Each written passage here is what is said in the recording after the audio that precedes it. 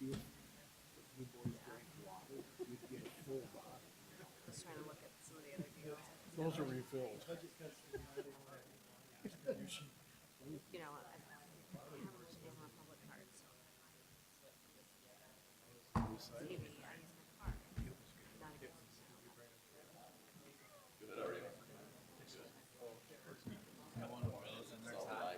You want water? I'll get you one, Todd. You want water, Todd? I'm okay. I was on there. Todd, you're out of luck. I'll take nothing then. I was one of them. Did a good job. Ryan took the other mini Coke. Your granddaughter. They usually, but he, Right. but slam them. You were here when I slammed them. Big answers, but a little more. Right. And I pick and choose your highlights. Hi. Yep.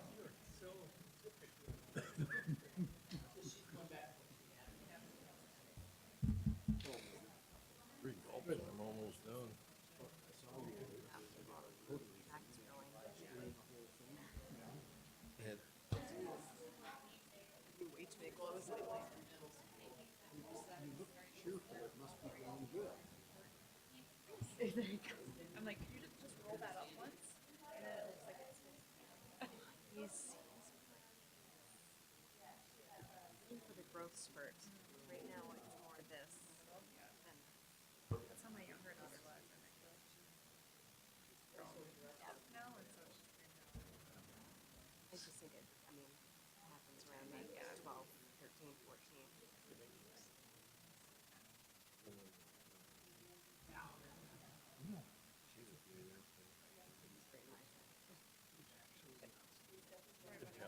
Yeah.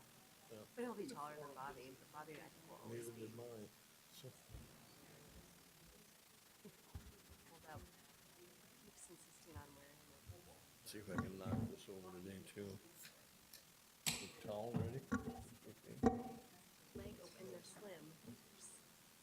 Like slim. Finally, he's wearing size 7.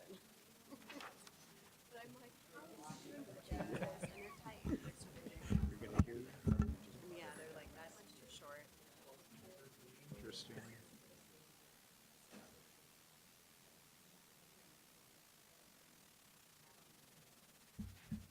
Yeah.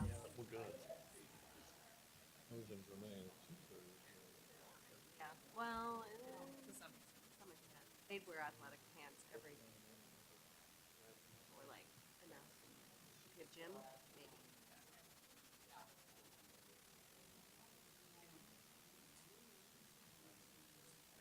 Well, that would get me through mine. Call the meeting to order. Please rise and join us for the Pledge of Allegiance.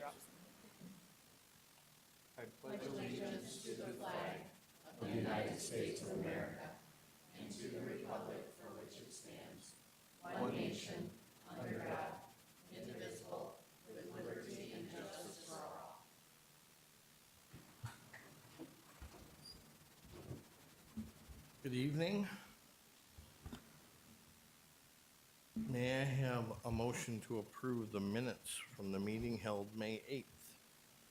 So moved. Second. Any discussion? Hearing none, all those in favor, please signify by saying aye. Aye. Opposed, same sign. Motion carries. Bev? Okay, no one wishing to address the board. May I please have a motion to approve the agenda? So move. second. Is there any discussion? Hearing none, all those in favor, please signify by saying aye. Aye. Opposed, same sign. Dan, to you.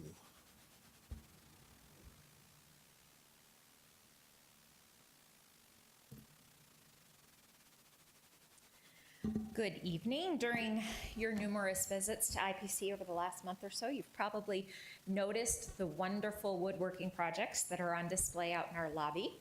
There is a screenshot of all of those projects so our community can enjoy them as well. Students have completed these projects as part of the Advanced Cabinetry and Woodworking class at the Career and Technical Education Academy. And this evening, we have the fine pleasure of welcoming student Logan Kolb. He is the creator of that beautiful dresser that's on the board right now. He's going to tell us more about his project and also the work required, everything that went into that beautiful dresser. So we will invite Logan to come forward.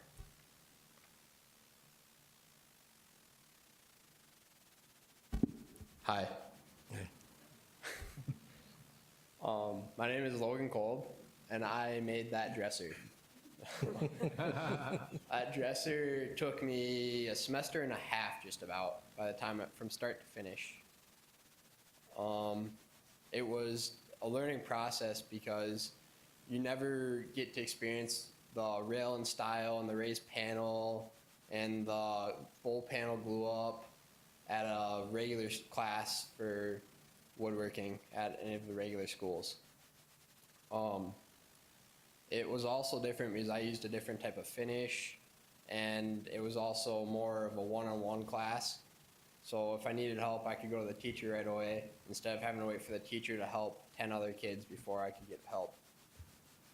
And it also was different because I had 2 hours to work on a project each day versus 50 minutes. Any questions? Now, how much is it? It's not for sale right now. That is a beautiful piece. It's gorgeous. Todd was gonna try and carry it out and put it in his car one night, and he couldn't lift a corner of it, so it's solid. It's beautiful. I used to be 6 foot tall, and then, that is a beautiful piece. What is your experience with doing this type of woodworking before making this dresser? It was pretty limited. I took Woods 1, Woods 2, and I peer tutored a Woods class at Lincoln. But I didn't really build anything that scale beforehand. Wow, that's crazy. So you said you used a different kind of finish on it Yep. than normal. What'd you use? I used a wipe-on poly versus everything else we do out there is brush-on poly. This is a thinner poly that we put on, Okay. so it took more coats. And what kind of wood did you say that was? It's black walnut top and front with the panels on the sides being poplar. Right. Logan, why CTE? You're a Lincoln High student. What made you make that decision? Well, my sophomore and junior years, I took engineering 1 and 2 out there. And then I kind of would always see the projects in the hallway, and I kind of knew I wanted to make something big. And I just kind of signed up for the class, and then originally I was only there for the first semester, but I changed my schedule, so I was there for all year in the middle of first semester. Right. And what about next year? What's your plan? Next year I'm going to SDSU for Ag and Biosystems Engineering. So woodworking will just be a hobby of yours? Yeah. Very cool. It's Well, great, thank you Beautiful for, work. yep, thanks for showing that off. Nice a piece. Thank you. Thank you, Logan.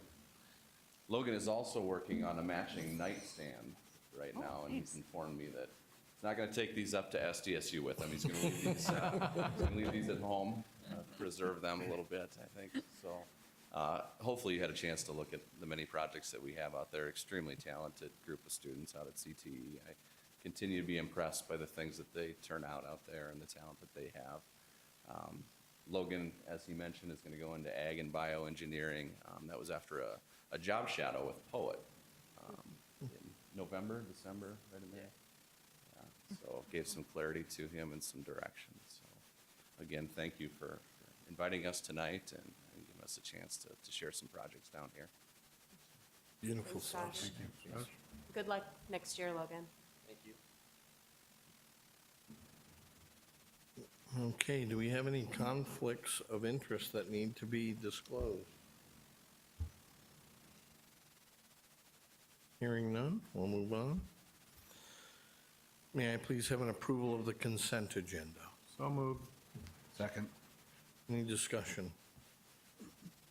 Hearing none, all those in favor, please signify by saying aye.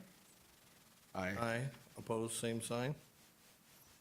Move to 11A, supplemental consent agenda claims to Sanford Health. So moved. Second. Any further discussion? Hearing none, all those in favor, please signify by saying aye. Aye. Opposed, same sign. That motion carries with an abstention from Board Member Carly Ryder. Going to 11B, we have a motion for the claims to Avera. So moved. Second. Any discussion? Hearing none, all those in favor, please signify by saying aye. Aye. Opposed, same sign. Hearing none, that motion passes with an abstention by Board Member Kate Parker. On to the reports of the superintendent. Thank you. We have two reports tonight. The first report is an entrepreneurial mindset report and will be brought to you by our high school curriculum coordinator, Kristen Grenager. Good evening. Courses in entrepreneurship have been available in colleges for several years and are beginning to move into the high school curriculum. So in the spring of 2016, the middle and high school curriculum coordinator participated in an entrepreneurial mindset course at Augustana University. This gave them an opportunity to learn more about the concepts that could be introduced into the high school curriculum. After that introduction, Augustana extended the same opportunity to 11 students from Roosevelt and New Tech High School. So this past fall, those 11 students spent half a day for 6 weeks in the entrepreneurial mindset course and were able to earn 3 college credits.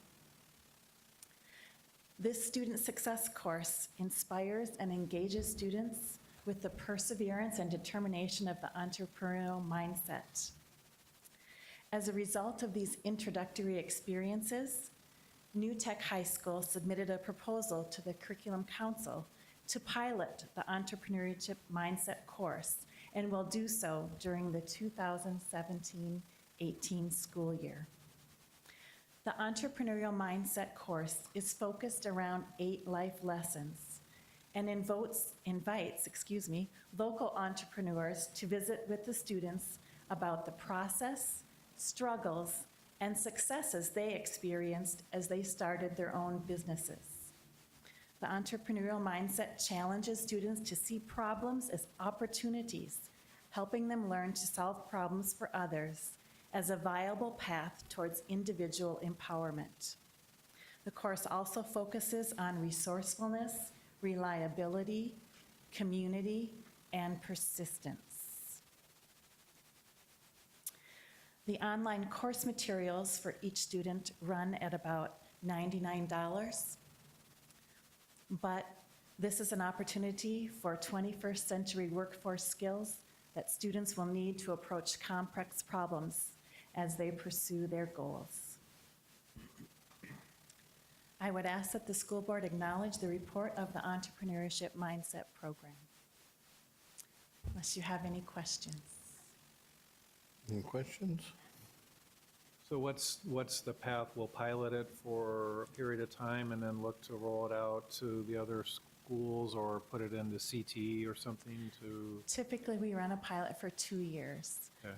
And at this point, New Tech High is planning to offer it next spring. So they have time to build student interest. Sure. It seems like it'd be a lot of interest for kids to do that. Yeah. So hopefully I would imagine in a couple of years, we'll see it, like I said, either through the CT Academy or at all the high schools, I would imagine. I can't imagine there wouldn't be a demand for it, but we'll see. I would think so too. Yeah. Yeah. The students who were involved in the program this past fall came to the Curriculum Council meeting, and their testimonials were inspiring. They really felt like they viewed world problems in a different way and were excited about the skills that they learned in this course and what they would do with those as they furthered their education. Good stuff. I think 2 things. I think it's a great example of partnering with the community to get them engaged in our students' learning and maybe even, their higher education or take credits with them. And then you think about driving through Sioux Falls and you see so many homegrown businesses or people starting, either it's a franchise or whatever. And so to get more of those people as we develop the workforce in Sioux Falls to see this as a place that they want to invest their time and their money and raise their families, I think is a win-win for our community too. So I think it sounds like an awesome opportunity for a high school student who's maybe trying to decide what they want to do and to really get some real world experience. So Yeah, I think the partnership is ideal. When anytime we can bring in people from the real world, Yep. it gives even more Credibility, I think, to that, credibility yeah. to what's being Yeah. said, yes, and taught in the class. Any further questions? Hearing none, may I have a motion to acknowledge the report of the Entrepreneurship Mindset Program? So moved. Second. Any further discussion? Hearing none, all those in favor, please signify by saying aye. Thank Opposed, you. same sign. That carries. Thanks, Kristen. Our next report is a report on the tech integration leaders, and you're going to see a fairly new face tonight and a brand-new face to this board. I'm going to introduce Michael Christofferson to you and have him introduce one of our newer members of the technology department. Thank you. Good evening. I'd like to take this opportunity to introduce Chris Martin in his first opportunity to deliver a report to the board. Chris is the District Technology Integration Facilitator and will deliver the report on the Buildings Integration Leader Program. Chris is closing in on his one-year anniversary with the district. Chris's background in teaching, curriculum, and instruction, while integrating his passion for technology in the classroom, has allowed him to infuse technology integration across our district. Chris works with the staff to allow technology to contribute to the global development and diversity in classrooms and helps develop on the fundamental building blocks needed for students to achieve more complex ideas. He strives to have technology make an impact within the educational system and allows teachers and students to have access to technology in a contextual manner that is technology and pedagogically relevant, responsive, and meaningful to their educational practice, and that promotes quality teaching and active student learning. Welcome, Chris. Thank you, Mike. That was a very, very humbling introduction. So it's a pleasure to be in front of you tonight. So the purpose of the report is to update you on the Building Technology Integration Leader Program. This fits our strategic initiative, Priority Area 3 of district staff, and Priority Statement 7. The Sioux Falls School District will support and train staff to encourage innovation and enable them to grow throughout their careers. The explanation: as part of the one-to-one Chromebook implementation, the Technology Planning Committee acknowledged the need for building-level assistance with technology integration in daily instructional practices. To respond to this need, the position of Technology Integration Leader was created. Technology Integration Leaders receive a $500 annual stipend to provide professional development and support for teachers as they integrate technology into daily instruction. As teachers have grown more used to having Chromebooks and iPads readily available for daily use in the classroom, they also have established a variety of ways to support their use of these devices in daily instruction. The Building Technology Integration Leaders are one resource that several teachers find valuable for support in using Infinite Campus and for ideas for using technology in daily classroom instruction. Building principals recruit the leaders from their instructional staff to focus on the following: develop and present technology-related Develop and present technology-related building-level professional development. Provide teachers with technology-related resources to enhance classroom instruction. Train building staff on various software and technology applications. And train building staff on the use of Infinite Campus, Insight, and other district programs. From focus group discussions with principals, a survey of all instructional staff, and a survey of technology integration leaders, the following themes emerged. The role of the technology integration leader is unclear, especially at the elementary level. 65% of teachers responding to the survey knew who their building technology integrations leaders were, and technology integration leaders at the middle school level are most likely to present technology-related professional development during in-service or staff meetings. Technology integration leaders at all levels are most likely to use email to share ideas for using classroom technology. Right now, I'd like to bring some attention to the board. There we go. Oops. So with the data that you're looking at here, the teachers receiving help with ideas and strategies. We've got the 3 levels of elementary, middle, and high school. And of all the people that are, and I'm going to skip to the next slide, as that's a little more graphic. In orange, we've got the integration leaders at 12%, who at the elementary level, teachers are seeking out to come with ideas and strategies. Roughly 50% are in another category.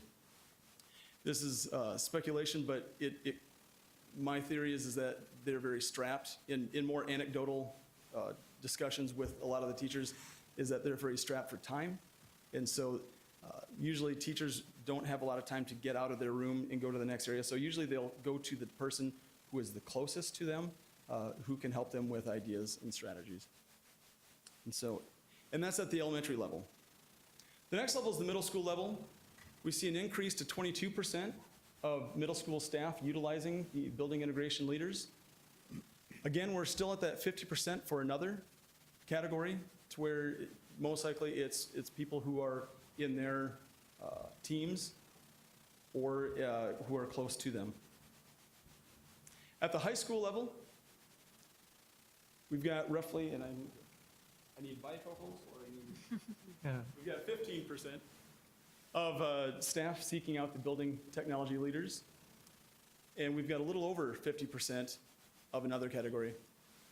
My guess on this is, through anecdotal discussions with staff, is that with the size of the high schools, sometimes the building integration leaders are geographically on the other end of the building, to where time does not permit them to travel to those locations. And so one of the other higher levels after the other is and for all three levels, is the instructional coaches, but especially at the elementary level. And so they've been a good resource for them for technology ideas and strategies. Moving on, we've got teachers receiving help on Infinite Campus. And to get past the boring number part, we'll get to the actual pie charts here. Here we've got a smaller number at roughly 9%. And once again, we've got another category to where it is well over 50%, close to 60%, to where, once again, staff usually go to their neighbors, especially for Infinite Campus help. Typically, it's a question that they can answer within a couple minutes, especially for newer staff, asking veteran staff. This is the middle school level, where we have a much larger slice at 32% roughly, to where staff are seeking out those integration leaders, exactly how they should be utilized. Again, we're covering close to the 60% mark or higher for the other category. And at the high school level, we've got 22% of building integration leaders being utilized for Infinite Campus use. And so, next year, the district will be evaluating the effectiveness of the one-to-one Chromebook initiative. That study will investigate how effectively the Chromebooks are being used to enhance student learning. In addition, the study will investigate whether there is an opportunity for greater impact on teaching and learning. And I will ask the board at this time, are there any questions? And I would ask the board to acknowledge the Building Integration Leader Program report and welcome any questions that you may have at this time. Okay. A little nervous. Any questions? Can you give some examples of what the technology integration leaders are doing at any of the levels? Sure. We'll go with the elementary level for starters. The big thing is, if there's, I use that because my wife's a kindergarten teacher, first grade teacher. At that level, using integration with smartboards is very key for them, keeping organization in the classroom. So smartboard use at circle time activities is crucial for that. So younger staff will often seek out those integration leaders to help with those activities in the morning, especially it's a very nice managerial tool for them. Mm-hmm. Using multimedia in the classroom is another one, to where just getting started and using those kinesthetic movement through music and the sound systems in the classroom is a good way to help them with that. Middle school level, high school level, the instructional coaches as well as the building technology leaders are a good resource for using a lot of like science probes, like the LabQuest systems that we have. Other resources online, such as YouTube, is also crucial, especially when you get into flipped classroom areas. So, good question. Thank you. So I don't, so I look at it and say, it seems to me when I look at it, based on kind of amalgamating things, is that maybe 80% of people's inquiries or issues or wanting to know more kind of solved through the informal network, right? I ask my neighbor, and probably in my business it's no different, right? I'm gonna go ask Ben next door or something, right? And then for the 20%, the hard stuff, I gotta call the help desk, okay? Absolutely. And so in that case, it may be, you know, they will get on instant messenger, screen share, walk you through things, but there's still that 20%. So I wouldn't say that they're, I guess what you're looking at is it most effective to have maybe someone in each building, or maybe look to centralize it at some point, but I still think there probably is some, there's still that 20% of hard stuff that people are going to somebody to that their informal network can't resolve. And so I take it that's kind of what you're looking to say, what's the most effective way to deal with the 20% that still needs to be dealt with? Very much so. And the nice thing is that I felt really towards my stride at the end of the last few months here as a resource for those technology integration leaders. And now that we kind of know where we have this path and where we want to take it, it's going to help drive that for next year as well. And so the great part is whenever one of the building integration leaders at any level had questions, I was always there as a resource. 99% of the staff members who responded said that I was there 100% of the time to help them out. And so it was reassuring for my role, knowing that I was a good resource for them and to help guide them for where they should be at in the classroom. So, and you're right, for that 20%, that is crucial, and it is helping with that staff. So we'd like to improve it for next year and push that needle. So We have a leader in each school, in each building, correct? yes, ma'am. At least one, oftentimes At least two or one? more. Yes. Okay. Is there any sort of accountability for them as they're, I mean, I know this is sort of, we give them a stipend, obviously, because they're, using their own time, to help other people out, but just wondering if there's sort of any accountability measures in place. I can't speak for the administration at each building level, but I would assume that, and that's a dangerous word to use, that's probably more of a question for the building and administration to see what kind of levels they have. I know that we've checked in, I tried implementing more online resources for them to check in with. There's a Microsoft product that we've tried implementing. It was more successful at the elementary level, called Microsoft Yammer, and it was an online resource for them to check in with me. And so that was a good way for them to at least report what they're doing in the classroom. Although I have no bearing on, I don't manage them at all, Right. but more of a team member. So if a teacher found an app, or I'm just thinking when we were at the school board convention, I went to an Apple workshop, and the stuff that they were doing was amazing. And they talked a lot about how they could push that out to every device, And so if a teacher had an idea for something like that, would they go to their integration leader? How would that process work? Is that part of this, or am I way off base? There's actually one, it might be the integration leader who helps with the apps in that building, not always. Sometimes it's the librarians, other staff that are there. But when they go to that person, they say, hey, I need this app. Each building has a certain amount of funds. If it's a free app, they put in an insight ticket, and then that usually gets centralized, pushed out, which is very, very, I hate to use the term slick, but it's slick on how it works. Good Any question. further questions? Thank you very much for letting me be here tonight. You bet. May I please have a motion to acknowledge the report on the Building Technology Integration Leader Program? So move. Second. Any further discussion?